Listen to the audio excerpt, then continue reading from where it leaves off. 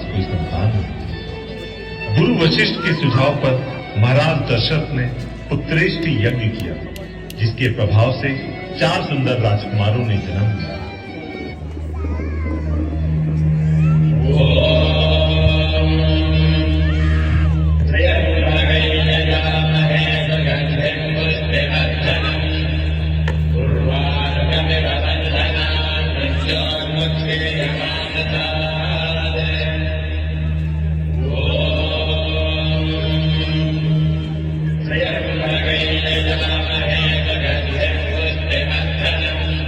कैकेयी ने भरत तथा सुमित्रा ने लक्ष्मण एवं शत्रुघ्न को जन्म दिया। पूरी अयोध्या नगरी खुशी में झूम उठी। चारों ओर उत्सव का माहौल था।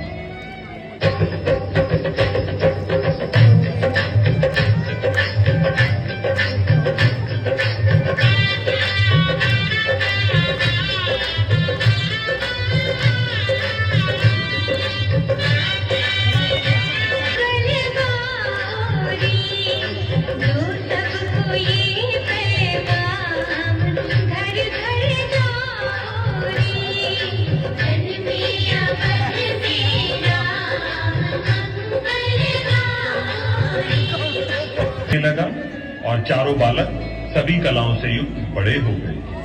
सभी राजकुमार कुशल योद्धा बन गए।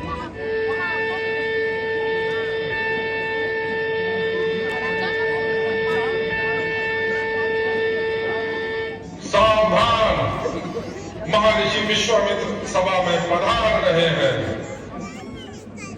प्रणाम मुनिश्रेष्ठ, आपका अयोध्या में स्वागत है। आसन ग्रहण करें। आपका कल्याण हो राजन। आज्ञा दे महर्षि, मैं आपकी क्या सेवा कर सकता हूँ? राजन, मैं आपसे जो मांगने जा रहा हूँ उसे देना आपके लिए कठिन हो सकता है। आप आज्ञा तो दे महर्षि, मैं उसे पूरा करने के लिए तत्पर हूँ। हे राजन, मुझे अपने यज्ञ की रक्षा करने हेतु आपके ज्येष्ठ पुत्र राम की आवश्यकता है। पर महाराज, मैं राम को केवल कुछ दिनों के लिए ही मांग रहा हूं। मुनिवर, मेरा राम अभी केवल 16 वर्ष का बालक है। वो राक्षसों से कैसे लड़ेगा? वो मेरे बुढ़ापे की संतान है। मैं उसे राक्षसों के बीच नहीं भेज सकता। राजन, आप रघुकुल की नीति तोड़ रहे हैं। यह आपके कुल के विनाश का सूचक है। महाराज, आप जानते हैं कि मैं स्वयं ही अपने गुरु की आज्ञा का पालन करना पुत्रों। यशस्वी भव राम। जाओ पुत्र, जग का कल्याण करो। लक्ष्मण, अपने भैया का ध्यान रखना। जो आज्ञा माते।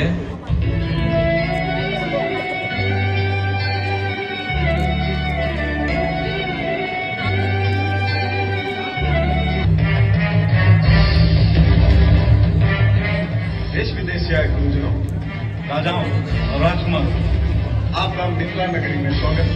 इस स्वयंवर में मेरी पुत्री सीता उसी योद्धा को अपना वर चुनेगी जो योद्धा इस धनुष को उठाकर उसके प्रत्यंगा जवाब। मिथिला के राजा राज ऋषि जनक एवं रानी सुनैना की ज्येष्ठ पुत्री सीता सभा में पधार रही है।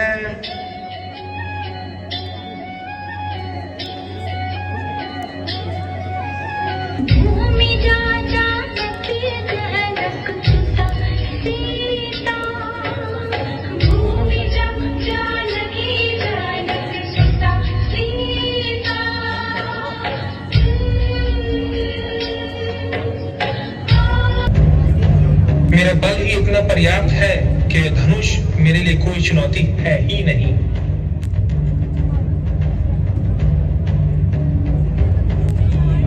यह धनुष तो मेरे लिए मामूली तिनके के समान है। देखो अभी कैसे उठाता हूँ।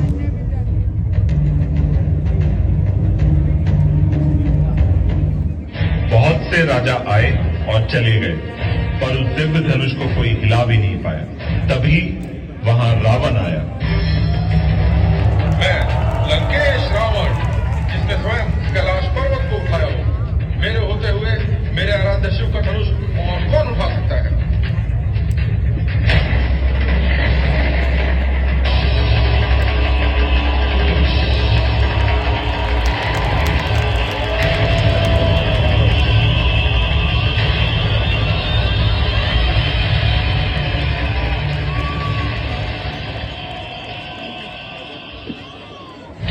सभा में कोई ऐसा नहीं है जो ये धनुष उठा सके? क्या इस सभा में कोई वीर नहीं रहा? महाराज, जिस सभा में एक भी सूर्यवंशी हो वहां ऐसे शब्द बोलना उचित नहीं।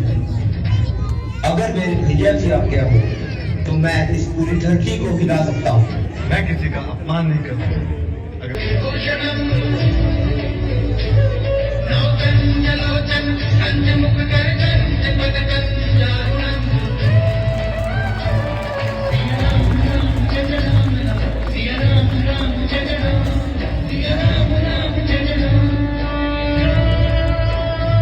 दिन है, तुम बताओ, सब कुशल मंगल तो है? कुशल मंगल? कैसा कुशल, कैसा मंगल? सब अमंगल होने जा रहा है। तुम आ रही हो? कैसी बातें कर रही हो मंत्रा? मेरे राम का राज्याभिषेक होने जा रहा है। यह तो बहुत ही प्रसन्नता की बात है। तुम्हारी मति मारी गई है रानी। तुम्हें समझ नहीं आ रहा महाराज दशरथ का षड्यंत्र? उन्होंने भरत को ननिहाल भेज दिया और यहाँ राम का राज्याभिषेक हो रहा है। के बाद उसके पुत्र इस अयोध्या पर राज करेंगे। इस तिरस्कार से अपने भरत को बचा लो रानी। कोई तो उपाय करो रानी। तू सत्य कह रही है मंत्रा। मेरी तो मति मारी गई है। अब मैं क्या करूं? कैसे इस विनाश को रोकूं? अभी भी कुछ नहीं बिगड़ा। तुम्हें याद है महाराज ने तुम्हें 2 वरदान दिए थे। आज समय आ गया है उन वरदानों को मांगने का। मांग लो रानी, मांग लो। तू ठीक कह रही है मंत्रा। आज ही रात मुझे कुछ करना होगा, नहीं तो बहुत देर हो जाएगी। का इस रूप भवन में आने का कोई कारण तो होगा। आप कुछ बताएं। आज आप हमसे कुछ भी मांग लें, हमारा सब कुछ आपके लिए रखे गई। तो सुनिए महाराज, आपने मुझे 2 वरदान दिए थे और कहा था कि वह वरदान मैं कभी भी मांग सकती हूँ।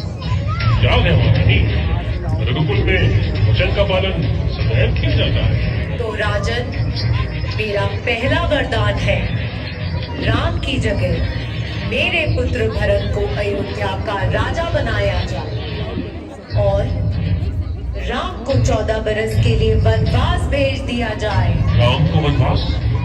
राम को वनवास? महारानी, ये क्या सुन रहा हूं मैं महारानी? ये मेरे कुलदेव। पुत्र लक्ष्मण, अपने भैया और भाभी की सेवा करना।